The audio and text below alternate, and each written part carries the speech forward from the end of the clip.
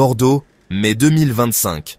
Dans une ambiance empreinte de dialogue intellectuel et diplomatique, la ville de Bordeaux a accueilli une conférence exceptionnelle autour de l'ouvrage « Le Sahara marocain, terre de lumière et d'avenir », écrit par Jean-Marie Haidt, universitaire franco-suisse et ancien président de la conférence des OING du Conseil de l'Europe. Organisé par le Consulat général du Royaume du Maroc à Bordeaux, en partenariat avec l'Institut culturel africain, cette rencontre a réuni un public composé de diplomates africains, d'universitaires, d'élus régionaux, de chefs d'entreprise et de membres actifs de la diaspora marocaine. L'événement s'est imposé comme un espace d'échange stratégique sur l'avenir des provinces du sud du Maroc, non seulement dans leur dimension territoriale et identitaire, mais aussi dans leur rôle croissant au sein de l'architecture géoéconomique de l'Afrique et de la Méditerranée.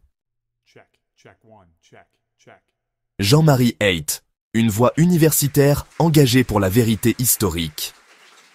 L'auteur de l'ouvrage, Jean-Marie Haidt, s'est longuement exprimé sur sa motivation profonde, rétablir la réalité historique du Sahara marocain et valoriser une région souvent méconnue en Europe. Il a présenté son livre comme une contribution à la réhabilitation d'un espace de civilisation millénaire, aujourd'hui au cœur d'une ambitieuse dynamique de développement. Dans son intervention, Haidt a rappelé le lien historique indissociable entre le Sahara et le Royaume du Maroc, soulignant les preuves diplomatiques, juridiques et socioculturelles de la souveraineté marocaine. Il a dénoncé les tentatives de fragmentation de cette région stratégique, appelant à une lecture lucide des réalités actuelles sur le terrain. Le Sahara marocain n'est pas un désert vide. C'est une terre d'histoire, de lumière et d'avenir pour tout le continent africain. Le développement y est palpable, structurant, porteur d'espoir. L'ouvrage et les débats autour de celui-ci ont mis en lumière les investissements massifs engagés par le Royaume dans ces provinces du Sud, infrastructures routières, ports, énergies renouvelables, universités, hôpitaux, zones industrielles. Le port Dakhla Atlantique, en construction, a été cité comme un exemple emblématique de cette transformation. Ahmed Katir, intervenant depuis le Centre régional d'investissement de Dakhla, a présenté une série de projets verts à haute valeur ajoutée. Hydrogène vert, ammoniac vert, acier décarboné, le tout destiné à alimenter l'Europe en énergie propre dans les années à venir. Dakhla, La Aïoun et les autres villes sahariennes ne sont plus périphériques. Elles sont aujourd'hui des plateformes stratégiques entre l'Europe, l'Afrique subsaharienne et l'Amérique latine. Cette mutation profonde s'inscrit dans la vision royale, qui considère le Sahara comme le pont naturel du Maroc vers le reste du continent africain. Parmi les invités de marque, Alain Dupuy, ancien élu de la Nouvelle-Aquitaine, a plaidé pour une coopération décentralisée accrue entre les régions françaises et les provinces du sud marocain. Il a mis en avant les secteurs de l'agriculture, du tourisme durable, de la formation universitaire et de l'innovation. Les villes françaises ont tout à gagner à collaborer avec des partenaires dynamiques du Sud. La régionalisation avancée du Maroc crée de nouvelles opportunités d'échange direct entre territoires. Cette perspective a été renforcée par Abdou Kadressal, homme politique sénégalais, qui a salué l'approche inclusive du Maroc envers l'Afrique, en particulier l'engagement du Royaume dans des partenariats économiques et religieux équilibrés. La conférence s'est clôturée par une intervention de Nouza Sahel, consul général du Maroc à Bordeaux. Elle a souligné l'importance du rôle des intellectuels et des diasporas dans le renforcement des ponts culturels et économiques entre l'Europe et l'Afrique, en passant par le Maroc. Elle a rappelé que les provinces du Sud incarnent un modèle unique de développement territorial dans un contexte de stabilité et de confiance. Elle a également évoqué la reconnaissance croissante de la marocanité du Sahara par plusieurs États africains, latino-américains et européens, y compris à travers l'ouverture de consulats à Dakhla et La Aïoun. Au-delà du Sahara, un Maroc qui assume son rôle africain. Cette conférence à Bordeaux marque un moment symbolique dans la construction d'un récit renouvelé autour du Sahara marocain. En donnant la parole à des universitaires, des entrepreneurs et des acteurs politiques du Nord comme du Sud, Elle démontre que le Maroc n'est pas simplement un pays entre deux rives, mais bien un acteur pivot de l'intégration africaine. À travers des événements comme celui-ci, le royaume confirme sa stratégie d'ancrage intellectuel et diplomatique en Europe, tout en faisant valoir sa vision d'un Sahara marocain ouvert, moderne et résolument tourné vers l'avenir. Casablanca, 6 mai 2025. Une onde de choc administrative secoue Casablanca. Le ministère de l'Intérieur a annoncé la suspension immédiate d'un califat, soit un adjoint d'un caïd, affecté à la préfecture d'arrondissement d'Aïn Sebaa Aï Mohammadi. Cette décision fait suite à des soupçons sérieux de corruption impliquant ce fonctionnaire, aujourd'hui dans le collimateur d'une enquête judiciaire supervisée par le parquet compétent. Cette affaire relance le débat sur l'intégrité au sein des administrations territoriales et sur la volonté des autorités marocaines d'instaurer une gouvernance moderne, fondée sur la transparence, la redevabilité et l'éthique du service public. Qu'est-ce qu'un califat et quel est son rôle? Dans l'administration territoriale marocaine, le califat occupe un poste stratégique. Bras droit du caïd, il est chargé de multiples missions au sein des annexes administratives, notamment la gestion des documents administratifs, certificats, autorisations, la surveillance du territoire, le suivi des dossiers sociaux et de sécurité publique, la coordination avec les services municipaux et les autorités sécuritaires. Il est souvent perçu comme le visage quotidien de l'État dans les quartiers populaires ou semi-urbains. De par cette proximité avec les citoyens, le califat exerce une influence considérable, ce qui en fait aussi une position sensible, exposée à la tentation de clientélisme, de favoritisme, voire de corruption. Selon les premières informations, le califat aurait été impliqué dans des pratiques douteuses, notamment dans l'octroi de documents administratifs contre rémunération illégale. Des plaintes de citoyens, combinées à des enregistrements compromettants, auraient poussé les autorités à ouvrir une enquête approfondie. Le ministère de l'Intérieur, réagissant rapidement, a ordonné sa suspension conservatoire, précisant que cette mesure vise à garantir l'intégrité de l'enquête judiciaire en cours, tout en marquant sa ferme condamnation de tout acte de corruption. Un procès administratif pourrait suivre, indépendamment de la procédure pénale, conformément au statut de la fonction publique territoriale. Dans son communiqué officiel, le ministère souligne qu'il observe de manière continue les performances et le comportement des agents d'autorité à travers le royaume. Cette surveillance vise à assurer une application rigoureuse des principes de bonne gouvernance définis par le roi Mohammed VI dans plusieurs de ses discours.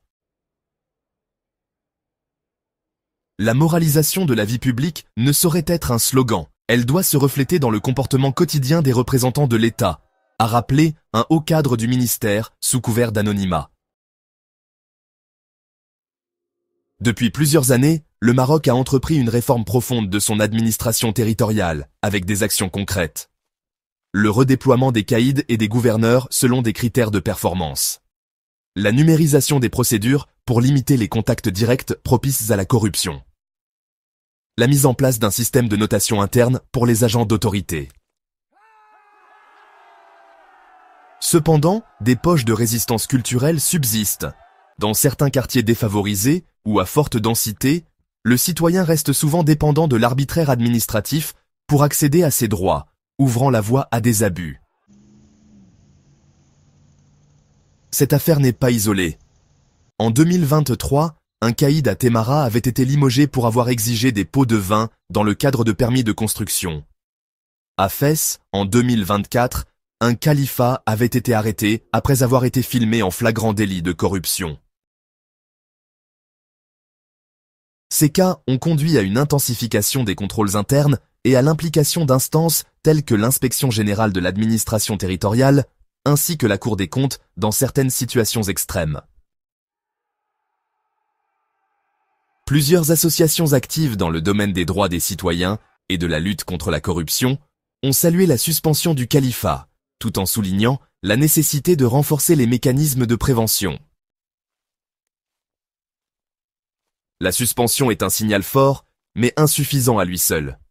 Il faut systématiser les audits internes, impliquer les citoyens dans la surveillance et accélérer la digitalisation des services. la confiance ne se décrète pas, elle se construit. À l'heure où le Maroc s'oriente vers une décentralisation plus poussée et une régionalisation avancée, l'exemplarité des représentants de l'État devient cruciale. Les collectivités locales gèrent désormais des budgets importants, et les agents d'autorité y jouent un rôle clé de relais administratif. Le gouvernement envisage, selon plusieurs sources, la création d'un registre public des agents sanctionnés, l'extension des formations en éthique dans les instituts de formation administrative, et le renforcement du rôle des conseils régionaux dans l'évaluation de la performance locale. L'affaire du califat suspendu à Casablanca constitue un nouveau test de la crédibilité de l'État marocain dans sa lutte contre la corruption.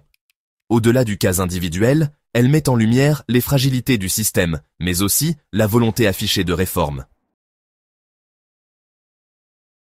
La transparence administrative, la rigueur éthique et la réactivité judiciaire seront les piliers essentiels pour restaurer durablement la confiance entre l'administration et les citoyens. Nouvelle secousse sismique à Marrakech. Un rappel douloureux pour une région encore marquée par le séisme de 2023. Marrakech, 6 mai 2025. À 12h21 précise, une secousse sismique d'une magnitude de 4,6 sur l'échelle de Richter a été ressentie dans la région de Marrakech, secouant brièvement les sols et ravivant les souvenirs d'un drame récent. Le Centre national pour la recherche scientifique et technique, par le biais de son Institut national de géophysique, a confirmé que l'épicentre se situait à Talat Niakoub, dans la province d'Al-Haouz, à environ 69 km au sud-ouest de la ville Ocre, à une profondeur de 10 km. Bien que qualifiée de modérée, cette secousse a été ressentie clairement par les habitants de Marrakech, ainsi que dans les communes avoisinantes, Amizmis, Ouirgan, Asni, voire jusqu'à certains quartiers de Chichaoua.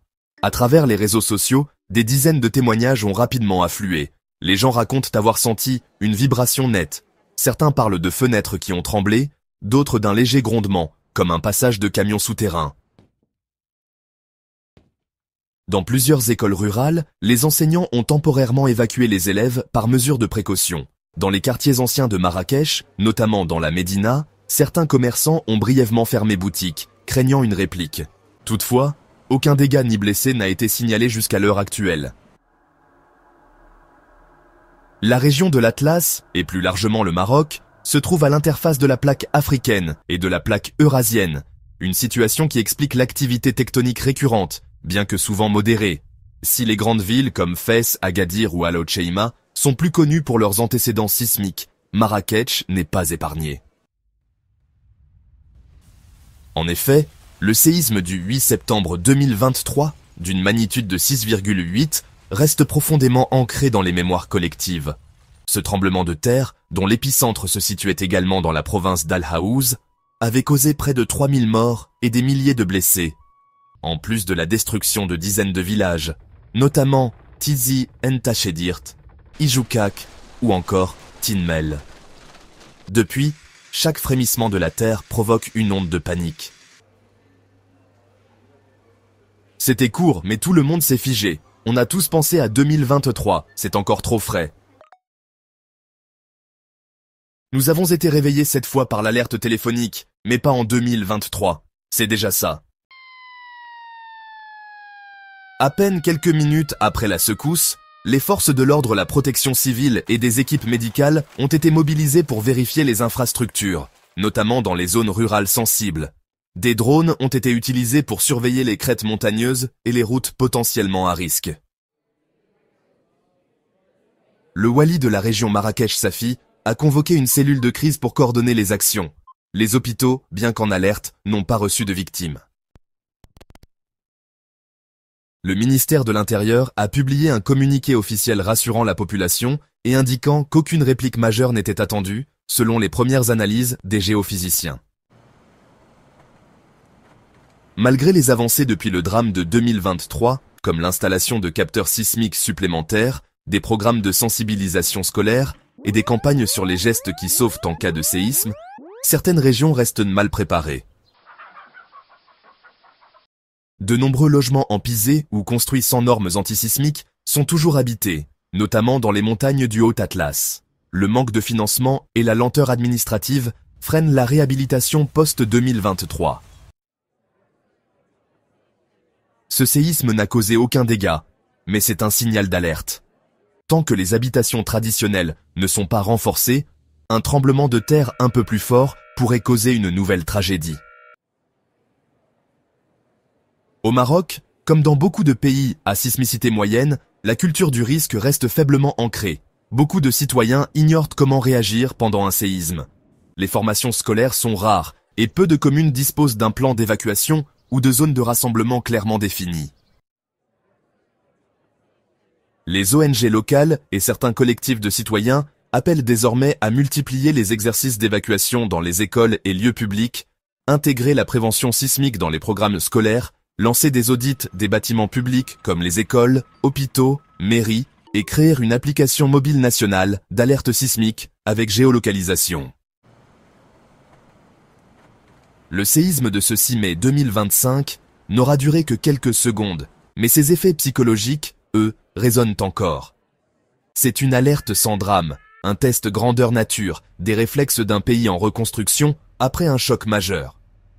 Si les infrastructures ont tenu bon, si la population a su réagir sans céder à la panique, c'est aussi le fruit des leçons douloureuses de 2023. Mais cela ne doit pas engendrer un relâchement. Car la Terre, elle, ne prévient jamais.